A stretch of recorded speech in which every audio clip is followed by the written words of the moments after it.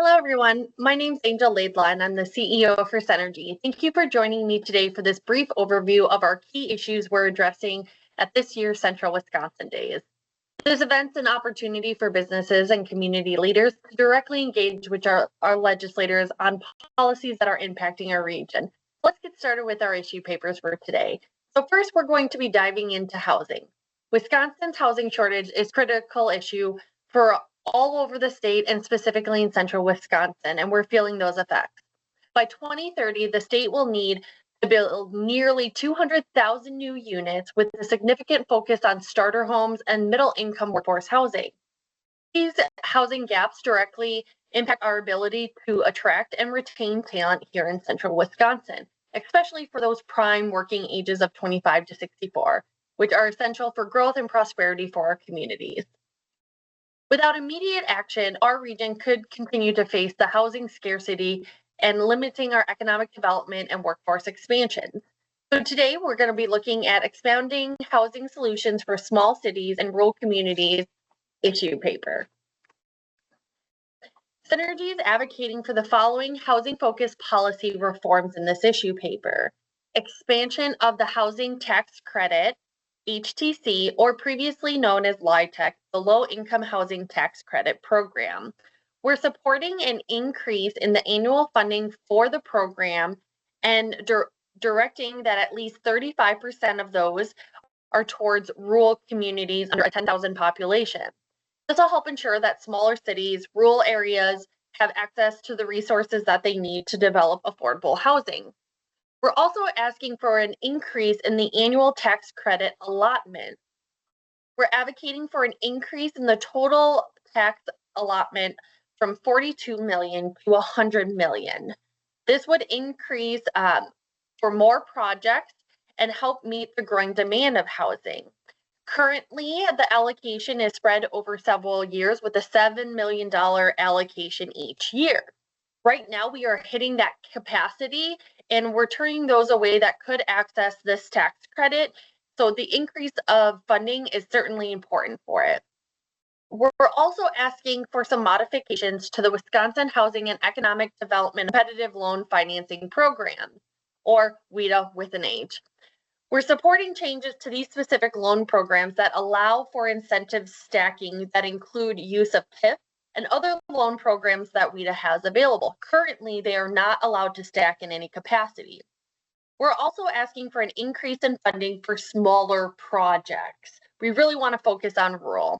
These changes will make it easier for developers in small cities and rural communities as well. For the small cities and rural communities, the current housing programs are often too large scale to be very effective.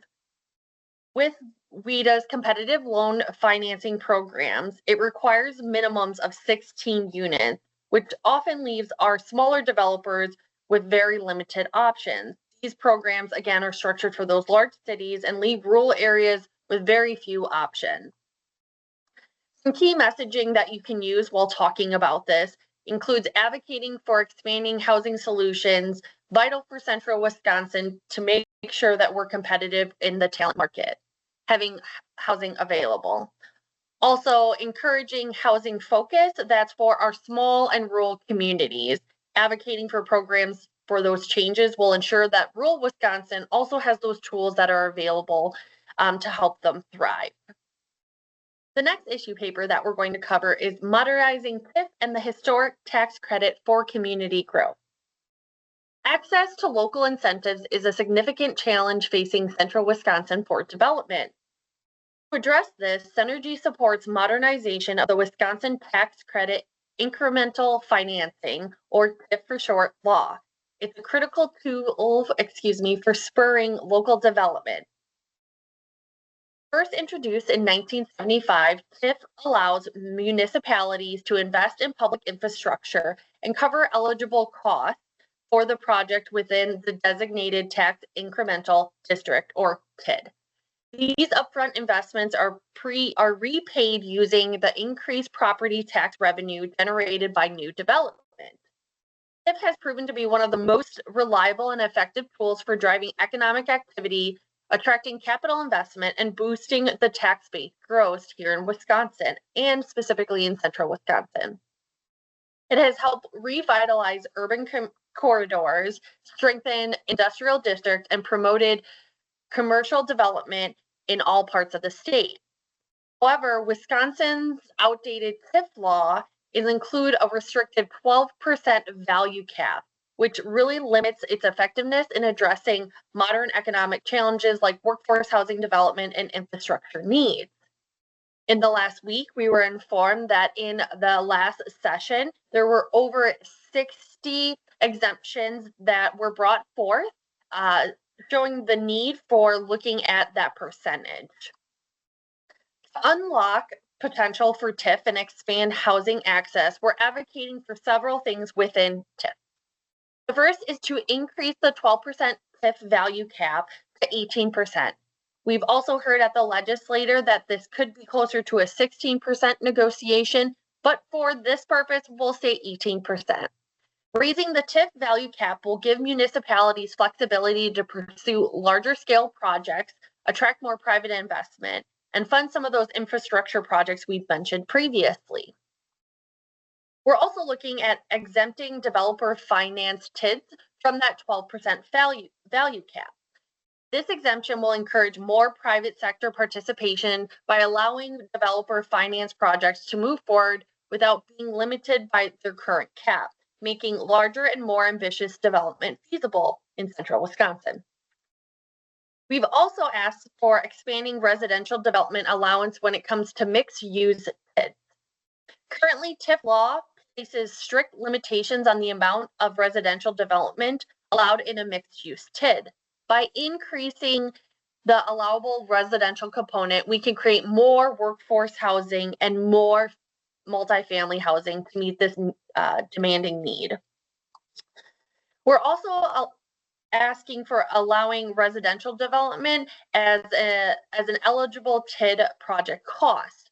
Under current law, TID projects costs are restricted primarily to infrastructure and public improvements.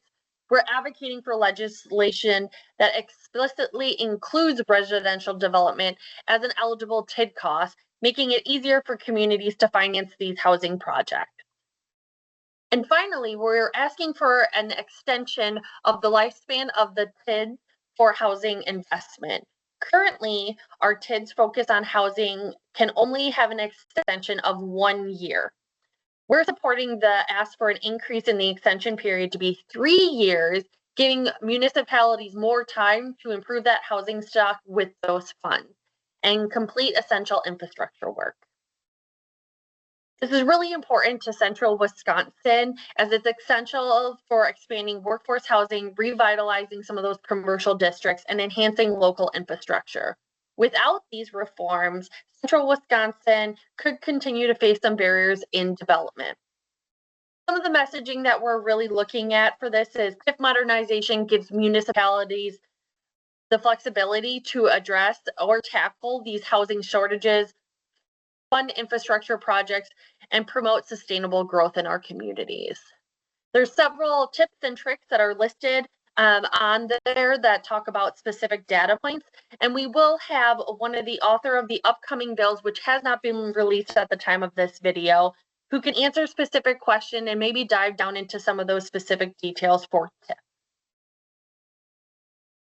We'll next hop into preserving quality of life and economic stability. This is in direct relation to the Rothschild Dam Modernization Project. For more than a century, the Rothschild Dam has been at the heart of central Wisconsin's community, shaping the region's landscape and supporting both quality of life and economic stability. Originally built to power the Rothschild Mill, the dam has evolved into a vital asset for the local area, maintaining stable water levels in Lake Wausau, supporting recreational activities like boating and fishing, and also protecting the shoreline properties from environmental instability. Owned and maintained by Domtar Paper Company, a long-standing pillar of Wisconsin's forest products industry, the dam has undergone significant upkeep. However, the Federal Energy Regulatory Commission has determined that the timber crib spillway section requires a full modernization. Repairs alone are no longer sufficient enough to ensure that the dam has long-term stability. Without this investment, the future of Lake Wausau's ecosystem, property values, and local economy could be jeopardized. Lake Wausau is more than just a body of water here in central Wisconsin. It's a vital economic piece for recreation all around central Wisconsin. The stable water levels maintained by the Rothschild Dam provide year-round opportunities for recreation, supporting local businesses, and attracting tourism, which in turn sustains tax revenue that fund critical public service projects such as schools, infrastructure, and emergency response. The total cost to modernize the Rothschild Dam is estimated at $84 million. Don Tarr has committed 1/3 of this project to underscore the long-term commitment it has to the region's prosperity. However, a one-time state investment of $56 million is needed to ensure that the project is successful. These funds would not only secure the viability of Lake Wausau, but also prevent increased tax burdens on local residents, allowing them for the continued benefit of recreation and economic growth. Furthermore, if the state does commit to the investment, Don Tarr pledges to invest an additional $100 million into central Wisconsin into the Rothschild and Nekoosa manufacturing operations over the next 3 years.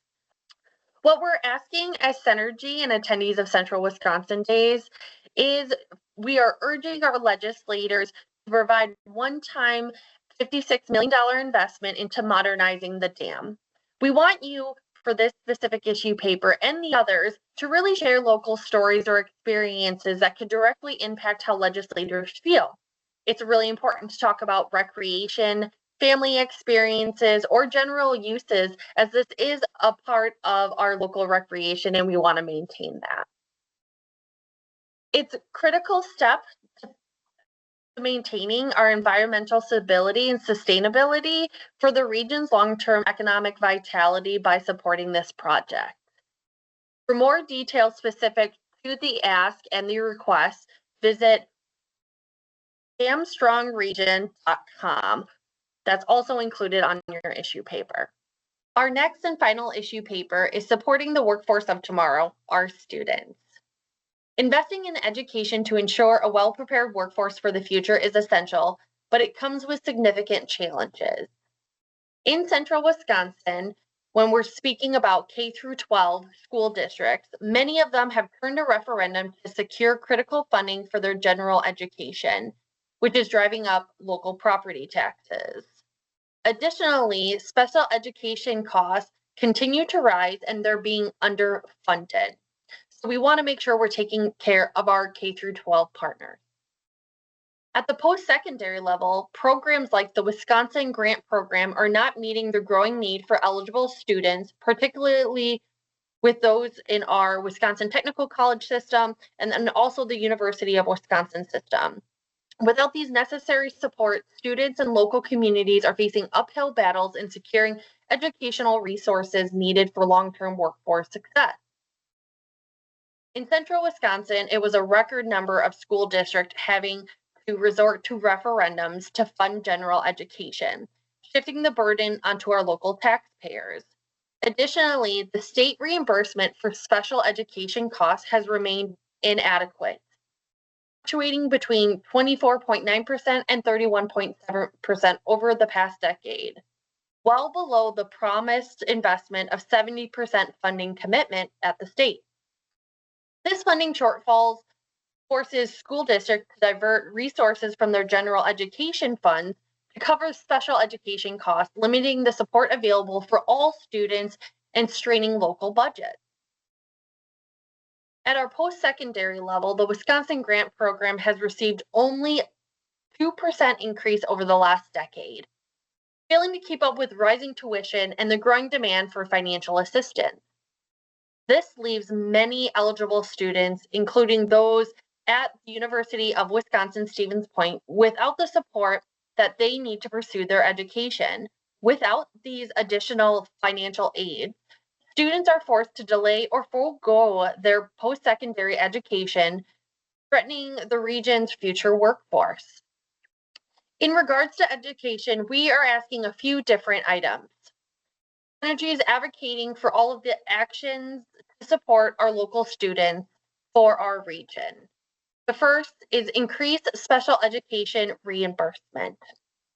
We're also asking for expansion and additional funds for the Wisconsin Grant Program. Finally, we're also asking for an investment in the University of Wisconsin system specific to UW-Stevens Point.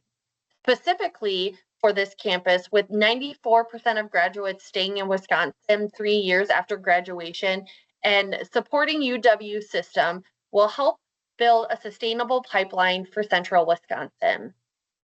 I want to thank everyone again for taking the time to watch our videos today and learning about these important issues that are impacting central Wisconsin.